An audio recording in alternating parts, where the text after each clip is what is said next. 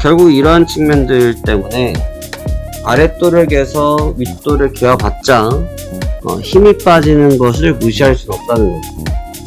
그래서 지금 이 부분에서의 신규 매수 포트폴리오를 언제 내줄 거냐, 이게 가장 중요한 시기인 것 같습니다. 안녕하십니까, 파생왕 송대표입니다. 2024년도 7월 1일 월요일입니다. 현재 시간 오후 1시 11분을 지나고 있는데요. 자, 7월이 시작됩니다. 7월이 시작되면서 우리가 어떻게 또 시장을 준비할지, 또 지난주에는 어떻게 마감이 되었는지 같이 한번 살펴보시면서 이번 주 시장 같이 한번 준비해 보도록 하겠습니다. 많은 시장에 대한 의견들은 항상 존재하고요. 투자라는 것에 있어서 정답은 없습니다. 그리고 반드시 지는 전략도 없고요. 또 반드시 이기는 전략도 없습니다. 가장 잘하는 투자는 나한테 제일 잘 맞는 투자가 아마 가장 좋은 투자가 아닌가 싶습니다.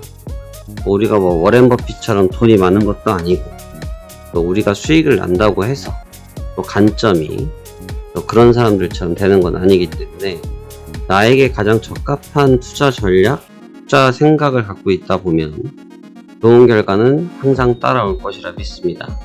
하지만 밑도 끝도 없이 그냥 무한대로 많이 벌고 싶다, 아마 그러한 부분들은 여러분들의 투자 환경에 좋은 결과를 이끌어주진 못할 겁니다. 7월에는 날씨가 굉장히 무덥겠습니다만 여러분들의 계좌는 뜨거워지고 대신 여러분들의 투자적인 마인드는 좀 차분해지면서 향후 균형적인 투자가 이루어지시는 7월이 되시길 바라겠습니다. 자, 그러면 7월 첫 방송 내용 시작하면서 시장 설명 드리도록 하겠습니다. 먼저 지난주 토요일날 마감했던 뉴욕 증시부터 보시도록 하겠습니다. 지난 토요일날 마감했던 뉴욕 증시는 전장 대비해서 45포인트, 0.12%가 하락한 39,118포인트에서 하락 마감하였습니다. 일단 월말이었기 때문에 6월을 마감하고 또 2분기를 종료하는 6월의 최종적 거래일이었기 때문에 거래량이 평상시 대비해서 2배, 딱 2배네요. 2배가 폭등한 상황에서 마무리가 됐는데, 주가의 결과는 전장 대비해서 0.11%만 조정을 받고 마감이 됐습니다. 이렇게 보면 별 의미 없었겠구나 하실 수 있겠습니다만, 상당히 높은 윗꼬리와 상당히 낮은 아랫꼬리를 보여주면서 상하의 변동성을 보여줬습니다. 지난주에는 우리가 이제 PC라는 지표를 기다렸습니다. PC라는 지표를 한 주간 기다렸었는데요. 결과적으로 PC 지표는 시장에서 예상했던 예상치에서 크게 벗어나진 않았습니다. 무슨 말씀을 드리는 거냐면, 현재 인플레이션과 관련된 지표들은 그래도 시장에서 예상하고 있는 정도의 수준에서 움직임이 나타나고 있어요. 앞서 있었던 고용에 관련된 부분도 그랬고, 소비에 관련된 지표들도 그렇고, GDP에 관련된 부분도 그랬었고, 일단 인플레에 대한 부분에서 어느 정도 안도감을 찾아가는 지표의 성향을 계속 보여주고 있습니다. 지표적인 성격은 굉장히 좋다라고 말을 할 수 있는데, 문제는 중간중간에 나타나고 있는 연준 인사님들의 발언들이 아직 그 정도의 공격적 발언들을 해주고 있지 않다 보니까 시장이 금리 인하에 대한 기대감들을 크게 가져가지 못하고 있죠. 이번 주도 마찬가지로 경제지표에 휩싸여 있는 날이긴 한데, 근데 사실 연준 쪽 인사들의 발언들은 글쎄요, 보나마난 것들이 너무 많아서, 또 조금 다른 뉘앙스를 준다고 해도 크게 지금 시장에 파괴력이 없는 분위기인 것 같습니다. 오히려 그런 내용들의 파괴력은 좀 떨어지더라도 경제지표의 관점이 더 강한 것 같고, 경제지표가 계속 안도감을 찾아가야지만 시장은 호재로 작용하는 것 같습니다. 오늘도 PMI 지표들, 제조업 지표들이 나타날 것을 기다리고 있는데, 해당 지표들의 시장의 민감도는 좀 올라갈 것으로 보여집니다. 소비도, 개인 소비도 좀 빠지고 있는 입장이고, 개인 소비가 좀 빠지기 때문에 제조업에 대한 관련된 부분도 떨어질 가능성이 좀 있다고 봐야 될 것 같고요. 조금 더 신경을 쓴다고 하면 내일 파월 연준 의장의 연설이 좀 기다리고 있는데, 아마 파월 연준 의장도 거의 대동소이한 발언을 하실 걸로 예측이 됩니다. 하지만 거의 대동소이한 발언을 하실 걸로 예측이 되긴 하지만 문제는 파월이라는 거죠. 수장입니다. 수장께서 말씀을 하시기 때문에 그 민감도는 그 어느 때보다 배가가 될 것으로 보여집니다. 아마 금리 인하 속도를 그렇게 빨리 가져가지 않겠다에 대한 뉘앙스는 아마 동일하게 쓸 것으로 보고 있습니다. 그리고 이제 고용에 관련된 지표들이 있고, 이번 주는 내일 모레 수요일 날은 반장, 독립기념일 때문에 그렇고요. 7월 4일은 휴장합니다. 그래서 온전히 하루가 휴장을 하는 7월 첫 거래일이 되겠고요. 그래서 뉴욕 증시는 일단 인플레에 대한 싸움은 어느 정도 수습이 되는 분위기입니다만, 연준 쪽의 발언에 긴장도는 또 다소 떨어지는 맛은 있다. 그러면 결국 지금 증시를 좌지우지하고 있는 것은 누가 뭐라고 해도 시총 상위 종목군들에서도 반도체와 빅테크 쪽의 종목군들이 주가를 좌지우지하고 있다. 이렇게 말씀드리는 게 적절한 표현인 것 같습니다.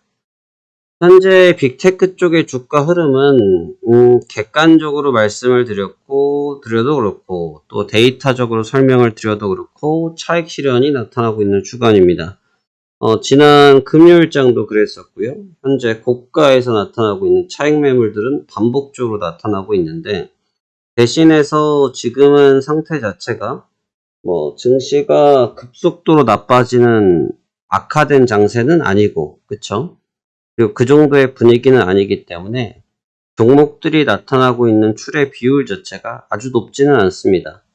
그래서 종목의 분할 청산 과정들만 좀 이루어지면서 현금화하는 과정 속에 또 있다, 이렇게 보셔야 될 것 같습니다.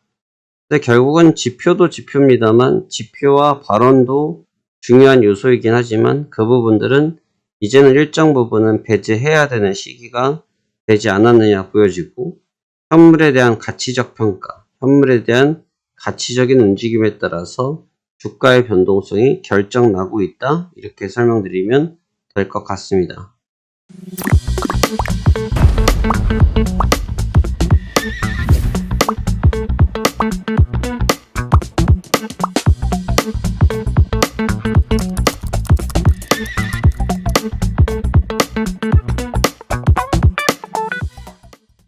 지난 금요일장 같은 경우도 마찬가지인데 현물들이 버티긴 버텼습니다만 끝내 버티지를 못했죠.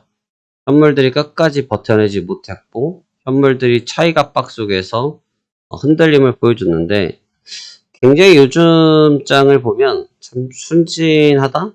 참 순박한 느낌이 강합니다. 왜 그러냐 하면 전체 사이클은 전혀 아니고요. 전체적인 사이클은 전혀 아니고 어떤 느낌이 좀 있냐면, 하루는 얘가 좀 약하면 하루는 반대가 좀 강하고 이런 식으로 좀 교차 매매를 계속 하더라고요. 그러다 보니까 주가가 지난주에도 새벽에 주가가 팍 무너졌거든요. 주가가 강력하게 무너졌음에도 불구하고 주가가 브레이크가 잡히는 모습이 연출됐습니다. 주가가 브레이크가 잡혔던 이유 중에는 다른 이유보다도 다른 이유는 크게 없습니다. 다른 이유보다도 아마 현물 쪽의 영향력이 좀 전 높았다. 저는 개인적으로 그렇게 평가를 하고 있습니다. 근데 이제 이 현물의 지금의 이런 사이클링 조정은 평가하기 나름입니다만 굉장히 건전한 조정이에요, 여러분. 조정의 관점에서 놓고 보면 굉장히 건전한 조정입니다. 오히려 업종 전체 사이클이 한순간에 무너지고 업종 전체 사이클이 한 번에 같이 반등하고, 그러한 쏠림화 있는 장세보다 지금처럼 순환 사이클을 주는 장세가 더 건전합니다. 왜 그러냐 하면 주가의 레벨도 적당히 유지가 되면서 붕괴가 되어지는 것이 아니고 포트폴리오를 조정하고 있기 때문에 그러한 측면에 있어서는 굉장히 긍정적이다라고 볼 수 있습니다. 하지만 반드시 기억해야 될 것은 아랫돌 빼서 윗돌 개고 아랫돌 빼서 윗돌을 개봤자 결국 어떻게 됩니까? 높이는 변함이 없죠. 근데 이제 그 부분들이 힘을 잃어가고 있다는 거죠. 왜? 매집됐던 라인들이 사라지기 시작하니까. 현재의 이런 순환적인 사이클 조정은 긍정적이라고 볼 수 있겠지만 중장기적인 관점에서 놓고 보면 하단 비중의 지지율이 사라졌고 있기 때문에 그로 인한 피로감 또는 문제점이 발생될 가능성을 배제할 수는 없어요. 그래서 최근 증시를 보면 위아래 하락 상승을 급반전하는 경우들을 많이 보여주는데 우선 하락 쪽에서의 급반전을 지킬 수 있었던 이유 중에 하나는 뭐냐면 공교롭게도 현물의 기조적인 강함, 현물의 본래 강성 이런 부분들 때문에 주가를 주도하는 경향이 강하고요. 또 때로는 지금은 뭐 주야간 없이 한쪽으로 주가가 쏠리면서 조정을 받는 경우에는 전 종목들을 대상으로 해서 나타나고 있는 차익 매물이 주가를 끌어내리는 모습을 보여주고 있습니다. 결국 이러한 측면들 때문에 아랫돌을 개서 윗돌을 개어봤자 힘이 빠지는 것을 무시할 수는 없다는 거죠. 그래서 지금 이 부분에서의 신규 매수 포트폴리오를 언제 내줄 거냐? 이게 가장 중요한 시기인 것 같습니다. 일단 이번 주는 파월 연준 의장께서 다시 등장하시고 아마 연준의 뉘앙스에 조금 더 시장 참여자들은 관심을 가지려고 할 겁니다. 왜냐하면 이제 흔히 말해서 볼장 다 봤거든요. 볼장 다 봐서 큰 실적보다는 결국은 이제 연준 쪽에 포커스를 두려고 할 가능성이 높습니다. 그래서 지금 이번 주는 일단 크게 놓고 보면 Q장에 있고요. 비농, ISM 제조업 지수, 서비스, 쫄트, ADP, 그 다음에 FOMC 의사록. 이 FOMC 의사록의 내용은 어느 정도 우리가 감을 잡고 있죠. 의사록 내용은 어느 정도 감을 잡고 있어요. 왜? 이미 파월 연준 의장께서 계속 말씀하셨으니까. 대신 연준 쪽의 발언의 내용이 베스트하진 않을 거예요. 시장에서 기다렸던 멘트를 해줄 확률은 굉장히 적어요. 그러니까 시장에서 해주는 멘트가 아니기 때문에 그때 요소를 생각해야 된다. 대신 또 그날 공교롭게도 조기 마감을 하는 날입니다. 의사록은 7월 4일 새벽 3시인데 이때가 아마 조기 종료 영향을 받고 있는 시기라 아마 주가가 브레이킹 걸려 있을 겁니다. 그래서 아마 주가의 충격은 크지 않을 거다. 그래서 오히려 주 초반에는 주 중반부까지는 이번 주 좀 경계감 있는 움직임을 주다가 주 후반부에 발빠른 움직임으로 넘어갈 수 있겠다 라는 생각을 가지시고 대비해 보시면 좋겠습니다. 자, 그러면 이번 한 주간도 여러분들 좋은 투자하셨으면 좋겠고요.